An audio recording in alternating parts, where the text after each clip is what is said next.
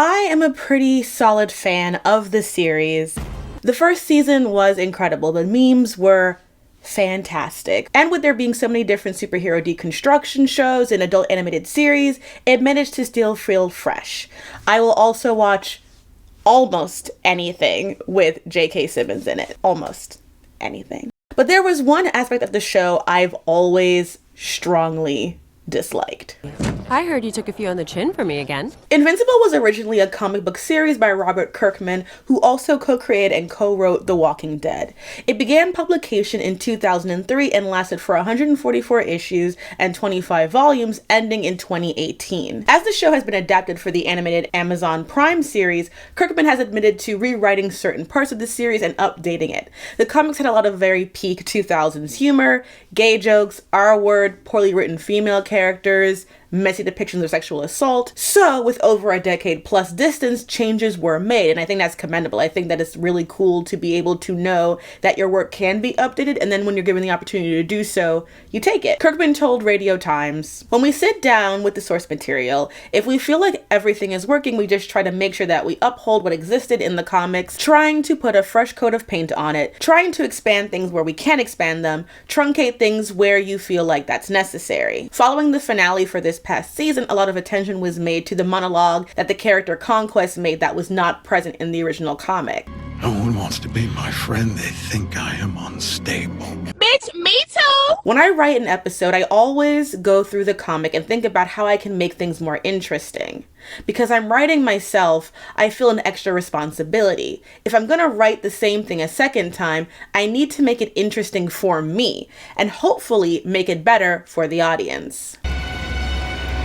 One change that happened while making the new series was having the main character, Mark Grayson, also known as half Korean. I think representation matters, not to get on a soapbox or anything, especially in the world of superheroes. You didn't start getting non-white superheroes regularly until the 70s, and even then, through the 80s and 90s and 2000s, they're still somewhat rare. Yeah, but they don't tell them that. They all think it's organic diversity. There's nothing about his race that is essential to that character. His race could literally be anything. I think because we were in that position, we decided it'd be a responsible thing to do, and a really cool thing to do, and do something with his race that was interesting in the animated series, and that's why we decided to go down that road. Down the road, down the witch's road. In the comics, Mark and his mother Debbie are very white-coded, and I did see the arguments about the art style being ambiguous, but using just kind of like media general literacy, like we can infer that they are white because that is the default in American comics, and I think up until Mark was confirmed to be Korean in this, I don't think anyone would have doubted his whiteness anyway. Steven Yeun is Korean and was cast as the voice actor for Mark, and Sandra Oh voices his mother,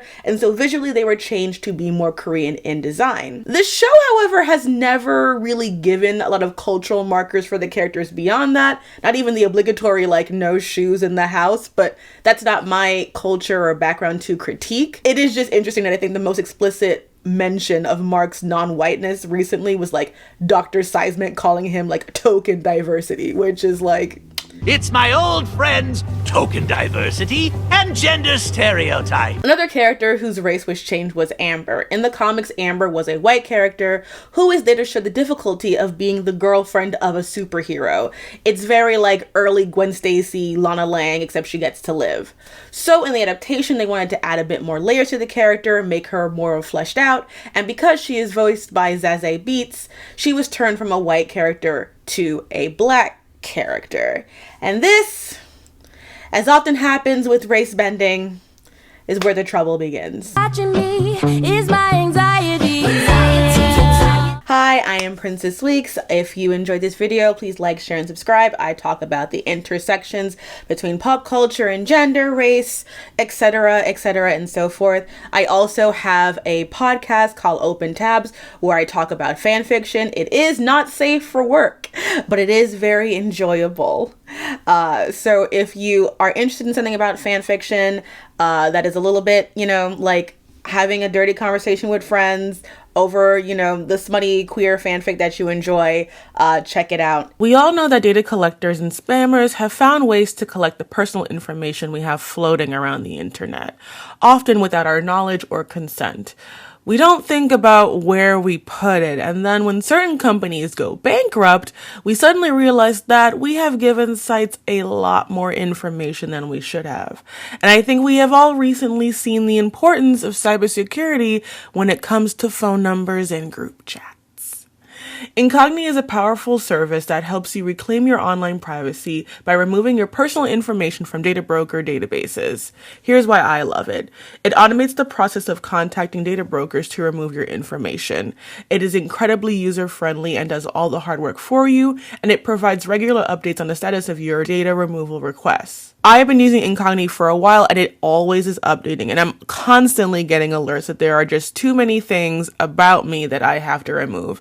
I feel very popular, but not in a good way. Within a few months of just starting to use it, I saw a significant reduction in spam calls and emails. Try Incogni for yourself and see the difference it can make. Use code PrincessWeeks at the link below to get an exclusive 60% off an annual Incogni plan. That's incogni.com/princessweeks. And remember to check who you're adding to your group chats. Anyway, back to this. The disposable black girlfriend is the bane of my existence. If you've been following me for the last 16 years, you know I've ranted and raved about the treatment of black characters on genre shows, especially the women. Essentially, the DBG is a black female character who exists in a relationship as a temporary placeholder for the main relationship. The black woman in this case is there for diversity. She is there to be a foil to whomever the endgame romance will be. 50-50, she has natural hair.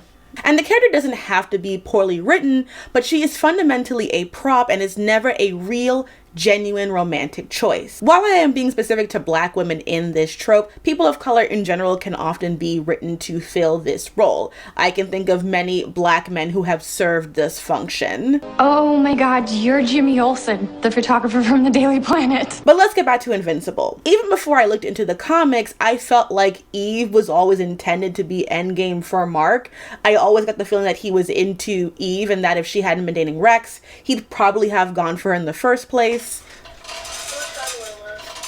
And when Mark and Amber started dating, at least for me, it never felt like this was like his great one first love. It always felt like I'm going to watch him go through all of this just to get to his actual soulmate, Eve, who is non-derogatorily the like comic cliche of overpowered, busty redhead who can't actually use all her powers because then she would just break the format. Tragically boring, but a friend of mine is working on a video about that and they'll cover that there, but like, yeah. That undercurrent poisoned my entire experience of watching Amber. Amber was already not liked by fans because she was seen to be the worst kind of thing a woman on a show like this can be. A hypocrite. Did you hear what I just said? Ugh, I know you're a superhero. You know? You know? I'm not an idiot. I figured it out weeks ago. Oh, she knew he was invincible the whole time. Oh, does she not want him to save people? Why is she so mad about the goddamn soup kitchen? It's not about the soup kitchen. She's not really mad about the soup kitchen. It's about the whole lying thing, but no one cares. And I'll say this, I think Amber was always going to fail with an audience because that kind of character is always hated. The CW Arrowverse hate boards are filled with angry comments about women who don't understand why their partner is always ditching them and they don't understand the mission and their struggle and their journey. Like, this happens all the time on Arrow, despite the fact that we, the audience, knew that Oliver cheated, lied, and kept personal stuff from his then partner Laurel in their relationship, including the fact that her sister, who he cheated on Laurel with, was alive. Laurel was always framed as the bad guy because her reaction to being lied to was an endless patience. Plus, they already had like 2 cool girl side options on the roster for him anyway, but people already hate the kind of character narrative Amber was a part of. Tie that with a character who is opinionated and assertive and black, mess. And even when they do this as well as they can, you are never really set up to take the side of the other person. You are always made to feel like that woman is tripping. It's already hard, and then on top of it, this is not an important long-term relationship. It is meant to teach him a lesson, and it's a lesson that we have seen done all the time. So that's annoying. And then on top of it, Because Amber is black, we now have to experience racism. And Amber is now the only female black character of note in the entire series as of right now. And when I brought this up on TikTok, there was a question of, if Amber was always meant to be sort of a disposable character as a love interest, why does it matter if she's black or white? Why is this so of merit that it has a name and any relevance? Well, I have another video coming up shortly about the tragic mulatto stereotype, so I don't want to repeat things over and over again. So for the sake of this video, I need to accept a few things that I would hope you know, but here we go. Race is a construct, but it matters in terms of society. Before we had the concept of race as we know it now, a lot of stereotypes about women, men, sex, etc. was all nationalistic. If you look at something like genital herpes, which has existed for as long as there have been humans. In England, they call it the French disease. In France, they call it the Napoli disease. You know, white on white violence, very elegant. Which is why when people say they want European nationalism, it's like, the global impact of the transatlantic slave trade and then later European colonialism did help refine race along different norms than previously nationalistic borders. This is why even though there has always been slavery, imperialism, empire, etc., we talk about this so much as having an impact because we are still actively dealing with those repercussions today. That's why we'd be like, oh, and everyone's over. Savannah, we know. Savannah, I hear you. But we have sociology that tells about how it affects us right now. In Sabrina String's Fearing the Black Body, she explains the racial roots of European and American fat phobia. In early parts of the book, Strings discusses beauty standards in the 14 and 1500s when the Portuguese started the slave trade. Major cities became more and more familiar with African women, and therefore they became part of the regular conversations and treatises on beauty. African women were described as well-proportioned and plump, and consequently viewed as physically appealing. Yet the burgeoning discourse about Africans suggested that their purported distinctive facial features made them facially unattractive. Black women were further denigrated due to their servile status.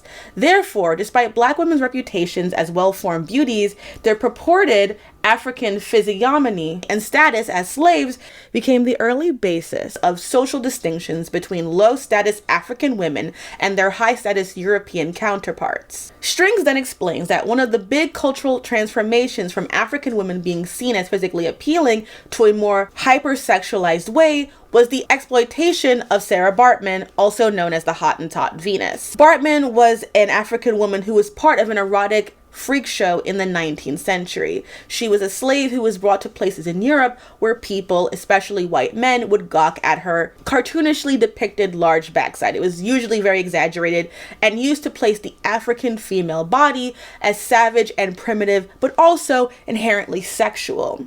This racial fetishization worked to do two things: hypersexualize black bodies and establish their sexuality as something that did not belong to themselves, but to white people in the public sphere. When we think about the role of gender in this time, under the patriarchy, the ideal woman was meant to be an innocent domestic being, and this was one way to remove black women from womanhood culturally.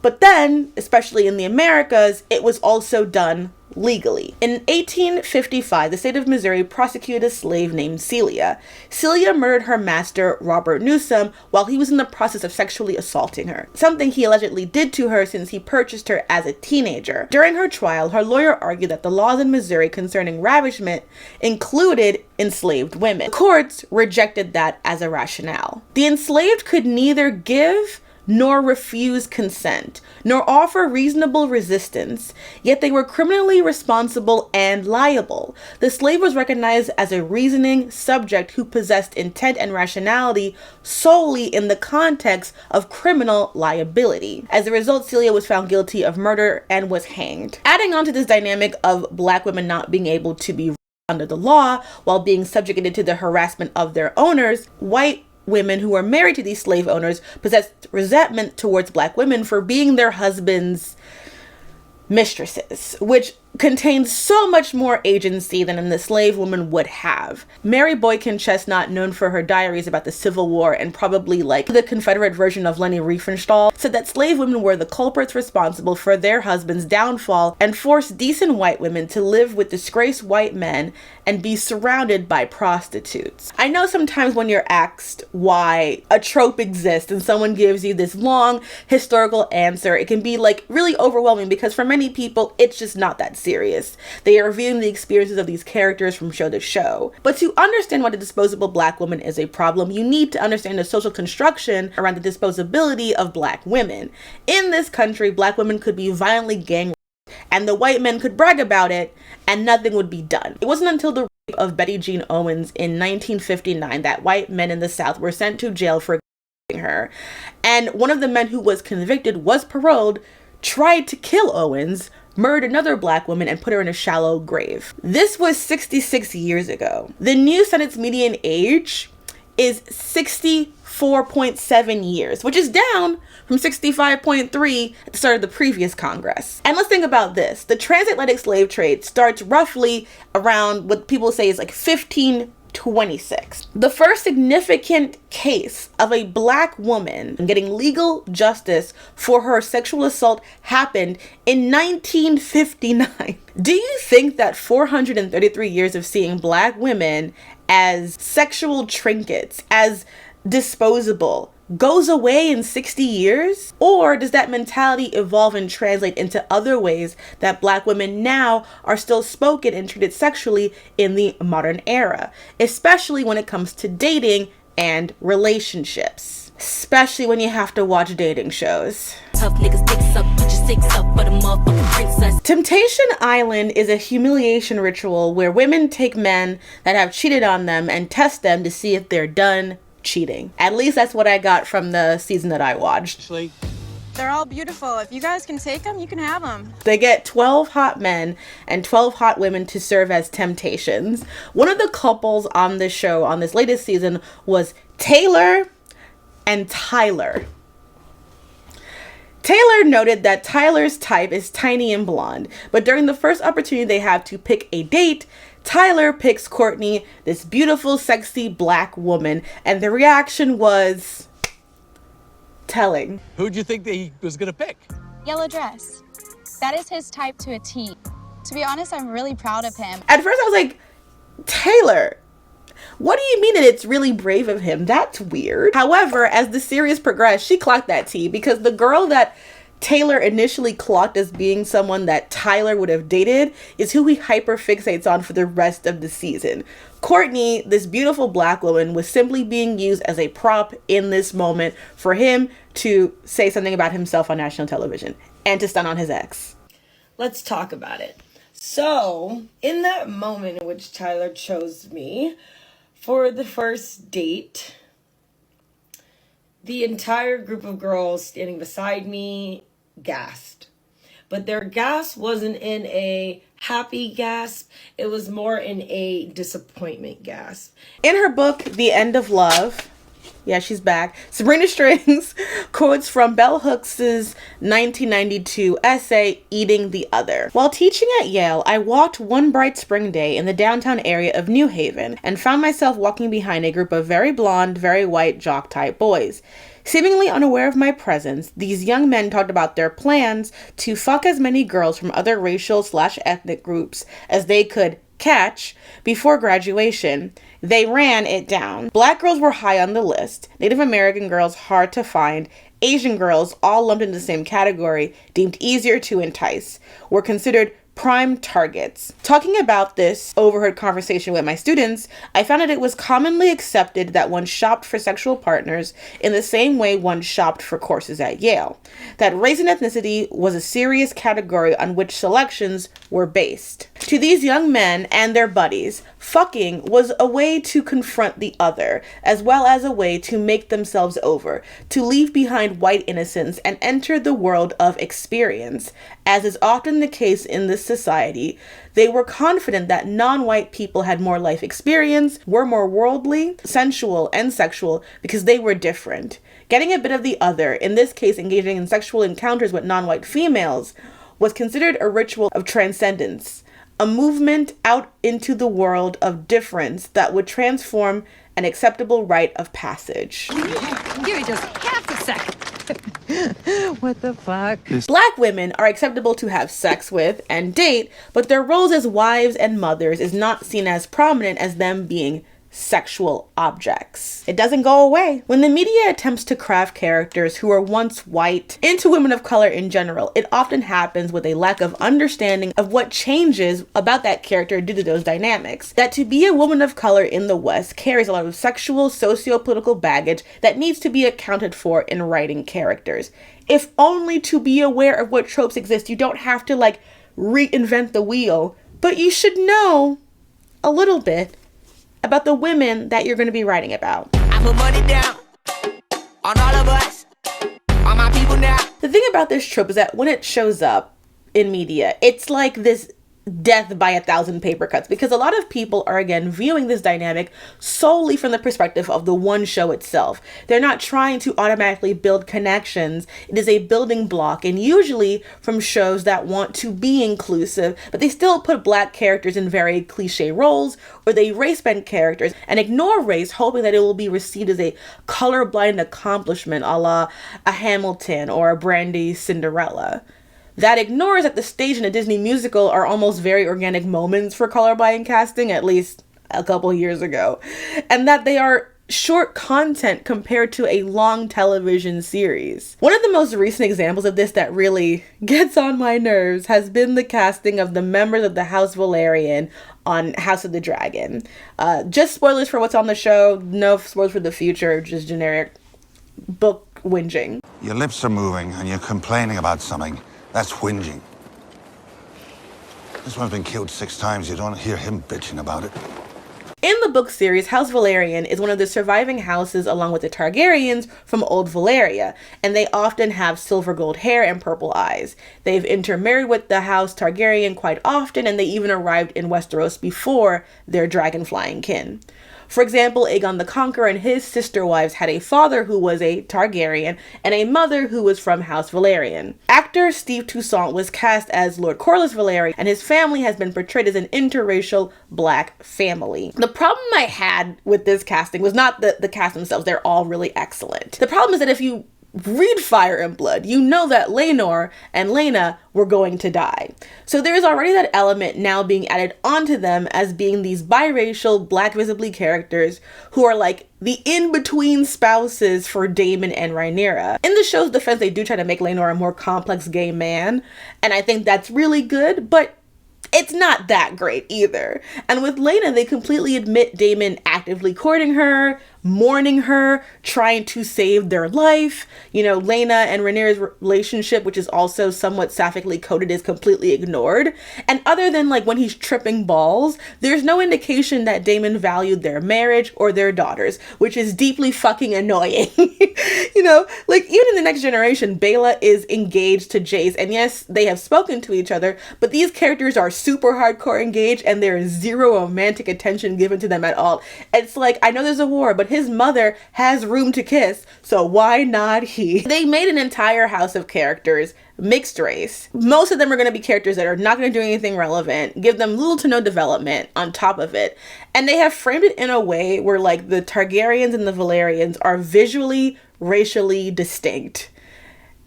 And in reality, they wouldn't be, because if you're going to say that House Valerian is black and House Targaryen is white, and even when that combination happens, you can have a black looking character like Baela, who according to this is like 1/4 black, if we're going to use Pundit Square weird race science, and they still look like that. I'm just saying, Rhaenys could look like Halle Berry if we're really going to keep it $1.50. Like, it doesn't really make that much sense. They're just kind of hoping that we don't think about it. And I find that to be a little annoying, because I do enjoy the show, but that racial politics of it and just kind of like putting them into all these spaces while omitting actual black characters, it grates the nerves. Flipping onto another genre, Bridgerton, which I'm only bringing up slightly because I can't talk about that franchise. But other than Queen Charlotte, the series has yet to have a black woman at the center of a romance. And we will see what happens in the next season, because they did do the whole gender bent.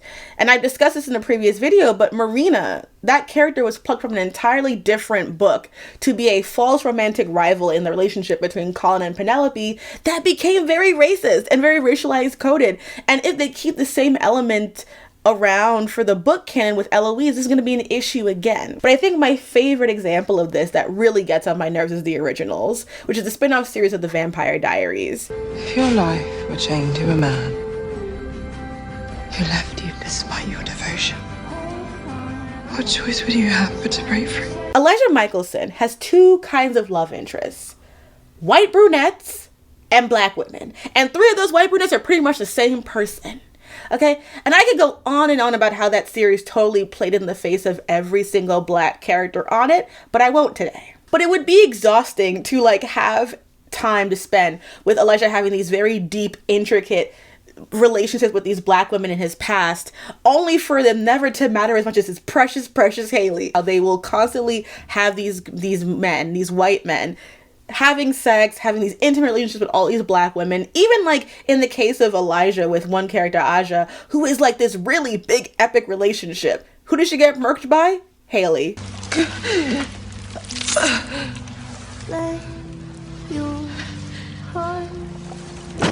Played in our faces. Like, the most successful relationship between a Michelson and a black person it's oh my god, it's Freya and her girlfriend who's a werewolf who she tortured who she tortured the whole time.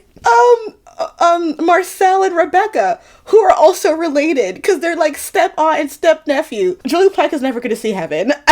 If I go to heaven and Julie Plec is there, I'm leaving expeditiously. It's not just women. As I said before, you have James Olsen from Supergirl, Hale from Lost Girl, Dolls from Winona Earp, Robin from Buffy, Finn from fucking Star Wars. Oh my god, my Shayla. My Shayla. Anyway, now to address the counter argument that I can hear some people saying, does this mean that every single ex-girlfriend who is black is this trope? No, actually. I think a really good example of this, oddly, is from the show You. Well, hello there. You is about this stalker serial killer named Joe who attaches to a woman in a very unhealthy way while giving some very intense voiceover every season. And in season 3, the twist starts off as that he's interested in one woman at first, but then that woman dies. And eventually he ends up falling for this character named Marianne, who is played by iconic Blasian Tati Gabrielle. And she is treated with the exact same kind of attention, vigor, and intensity as Joe's other love interest. She's also one of them who doesn't die. Okay? No,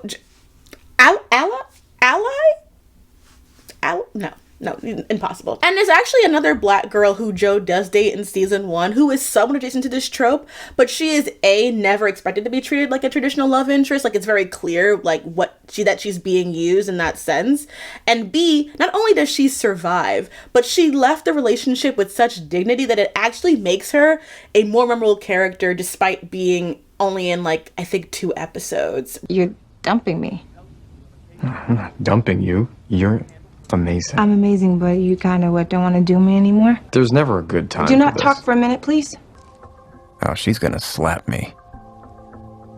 My curling iron. Okay, then.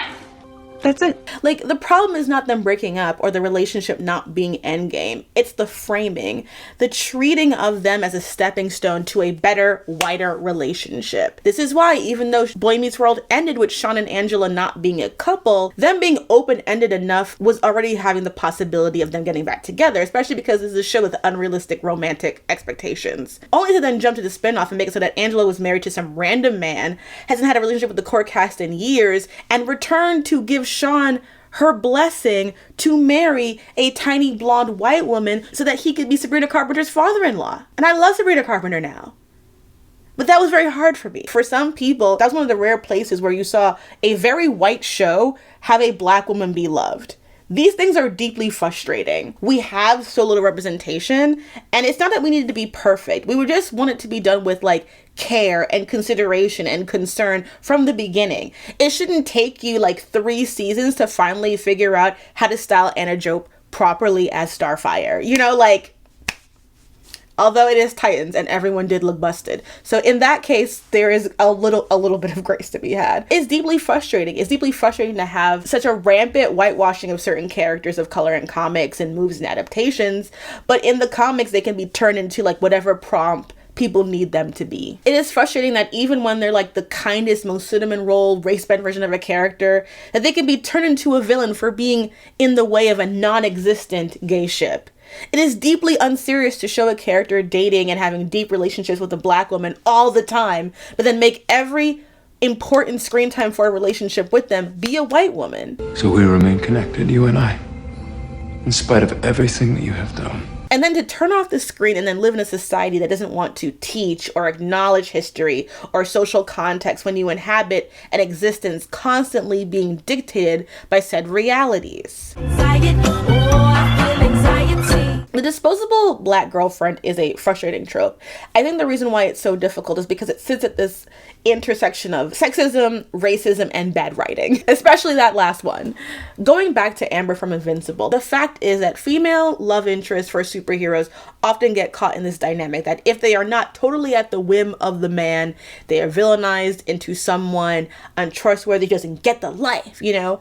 Add race into it and you end up in a situation like Iris West Allen on The Flash, where the audience is so antagonized about the idea of Iris being like important. Like the reaction to Iris saying we are the Flash should be studied. How Candace Patton was treated as a race-bent character is like literally like academic worthy. I know that often when you talk about issues of race, people who are reactionary go to this idea of like, oh, you're teaching black women not to see themselves as lovable by repeating this stuff.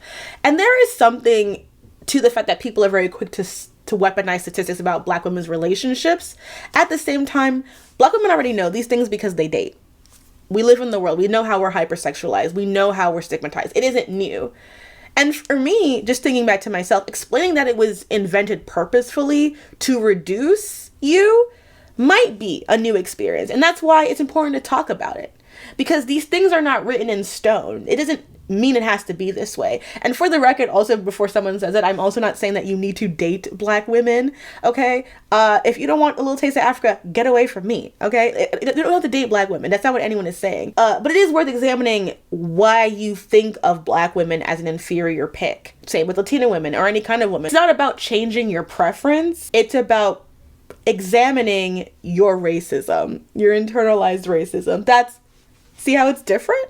You know, my preference is Jinwoo from Solo Leveling and Toji from Jujutsu Kaisen. And somehow I manage to wake up every day and not treat other people like shit. Sometimes in the middle of the night, I think about Andromeda. In Greek mythology, Andromeda is the princess of Ethiopia.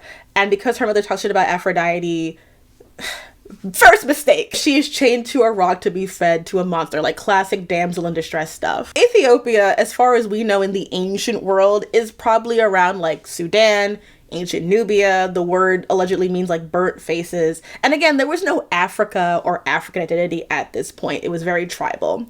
So you have Andromeda, this princess, this ultimate archetype of damsel in distress, looking less like the classical images that we see of her.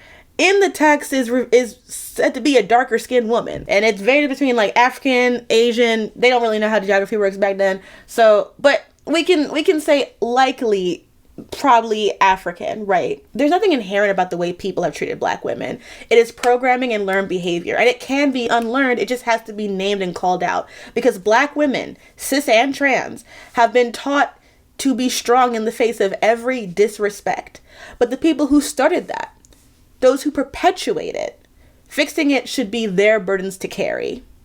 We have always had this potential to be loved, and we deserve to have it be seen on TV. And if you're going to put black women in your shows, put some goddamn respect on our names. Thank God for Castlevania Nocturne Season 2. Actually, let me go rewatch that right now. Thanks for watching.